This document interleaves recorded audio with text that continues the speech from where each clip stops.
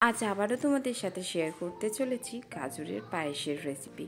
আবারও এই কারণে বলছি কারণ এর আগেও আমি চ্যানেলে গাজরের পায়েসের রেসিপি আমি ছেড়ে রেখেছি, কারণ এটা আমি প্রায়ই বানাই আর আমার দুর্দান্ত লাগে খেতে।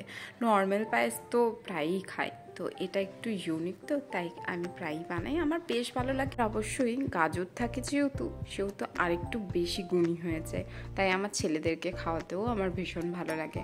তো চলো এটা তোমাদের সাথে আবারও শেয়ার করি। অবশ্যই গ্রেটেড গাজর লাগছে, মানে গাজরটাকে আমি ভালো করে ছুলে পরিষ্কার করে গ্রেট করে রেখেছি। আর একটু গোবিন্দভোগ চাল আমি 10-15 মিনিটের জন্য ভিজিয়ে রেখে দিয়েছিলাম। এরপর কড়াইতে অল্প একটু জাস্ট 1 চামচও না, হয়তো হাফ চামচের মতো তেল দিয়ে আমি একটু গাজরটাকে একটু সটে করে নিচ্ছি, হালকা একটুখানি ভেজে নিচ্ছি, কারণ যাতে গাজরের যে একটা কাঁচা গন্ধ থাকে সেটা যেন একটু চলে যায়। এর বেশি আর কিছু করার দরকার নেই। দেখো গাজরের এখানে কালারটা একটুখানি চেঞ্জ হয়ে গেছে, মানে গাজর রেডি। এরপর দুধ আমি গরম হতে বসিয়ে দিয়েছি, দেখো চালটাও একটুখানি বড় হয়ে গেছে। এরপর নর্মাল যে পায়েস আমরা যেমন বানাই গরম দুধে চাল ঢেলে দিয়েছি, আর অবশ্যই নাড়তে থাকবে, কারণ পায়েসের একটা লেগে যাওয়ার প্রবণতা থাকে, নিচে বসে যাওয়ার প্রবণতা থাকে, তাই বারবার এটাকে নাড়তে থাকবে কন্টিনিউ। এরপর একবার যখন ফুটে যাবে পুরোপুরি, তারপর যে গাজরটাকে হালকা ভেজে রেখেছি সেটাকে আমরা অ্যাড করে দেবো। এরপর কন্টিনিউ আবার নাড়তে থাকবে। দেখো এরপর কালারটা কি দুর্দান্ত আসবে, দেখছো কালারটা বেশ সুন্দর আসছে। যখন একটুখানি সেদ্ধ হয়ে যাবে চাল আর গাজরটা, তখন দিয়ে দেবে বাতাসা।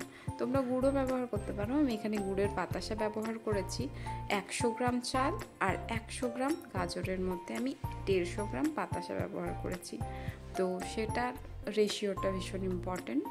তো এটাকে এবার কন্টিনিউ নাড়তে থাকবে যতক্ষণ না চালটা প্রপার সেদ্ধ হয়ে যায়। যত পায়েসের চাল যত সুন্দর সেদ্ধ হবে, পায়েসটা খেতে তত দুর্দান্ত লাগবে। এরপর 3টে এলাচ আমি ভালোভাবে পিষে নেব, এটাকে ভালোভাবে গুঁড়ি করে নেব যাতে মুখে দানাগুলো না লাগে। এরপর যখন দেখবে পায়েসটা পুরোপুরি রেডি হয়ে গেছে, তখন চালটা যাতে পুরোপুরি সেদ্ধ হয়ে যায়, এটা কিন্তু ভীষণ ইম্পর্টেন্ট, এটাকে ভালোভাবে লক্ষ্য করবে যেন প্রপার একদম গলে যায়। তো এই দেখো আমার পায়েসটা মোটামুটি রেডি হয়ে গেছে। এরপর আমি দিয়ে দেব তোমার এলাচটা, যেটা আমি গুঁড়ো করে রেখেছি সেটা। দেখো আমার রেডি হয়ে গেছে। এরপর এলাচটা গুঁড়িটা যেই দিয়ে দেবো, অল্প একটু নেড়ে দেবো, আর সঙ্গে সঙ্গে দিয়ে দেবো ঢাকা, যাতে এলাচের গন্ধটা বাইরে বেরিয়ে না যায়, পায়েসটার মধ্যে পুরোপুরি থেকে যায়। আমার রেডি। কেমন হয়েছে অবশ্যই জানিও। সবাই ভালো থেকো।